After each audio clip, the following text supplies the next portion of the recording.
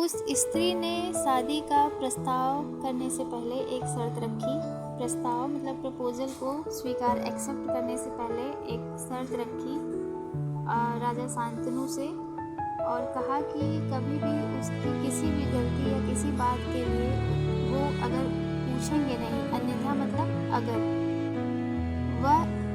अगर उनसे किसी भी तरह का सवाल पूछेंगे उस स्त्री से कि तुम ये क्या कर रही हो, क्यों कर रही हो, तो वह उन्हें त्याग देगी, मतलब छोड़ देगी। राजा शांतनु ने भी इस शर्त को स्वीकार कर लिया, उन्होंने एक्सेप्ट कर लिया इस बात को, और इसी प्रकार दोनों की शादी हो गई, विवाह हो गया।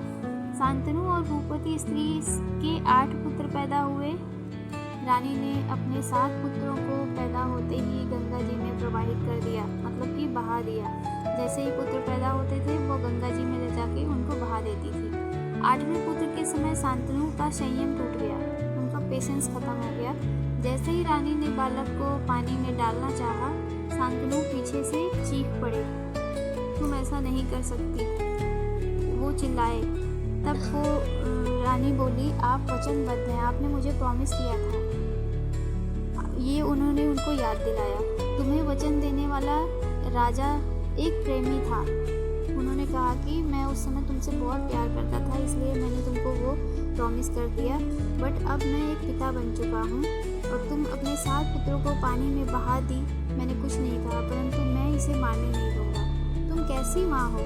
राजा शांतनु ने माँ से पूछा, अपने ही बच्चों की हत्या कर रही हो?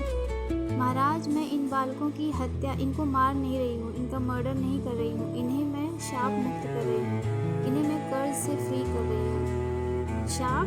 कर्ज? कैसा शाप? महाराज शांतनु ने बहुत ही आश्चर्य से पूछा। मुझे समझ में नहीं आता, कैसा श्राप? स्त्री ने कहा, मैं स्वर्ग में रहने वाली ब्रह्मापुत्री गंगा हूँ।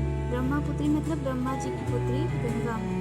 महाराज शांतनु देवी गंगा की बात बड़े ही ध्यान से सुन रहे थे। उन्हें लगा यह सब कुछ देववशी हो रहा है, अनायास ही कोई इनको मोहित करके कर रहा है।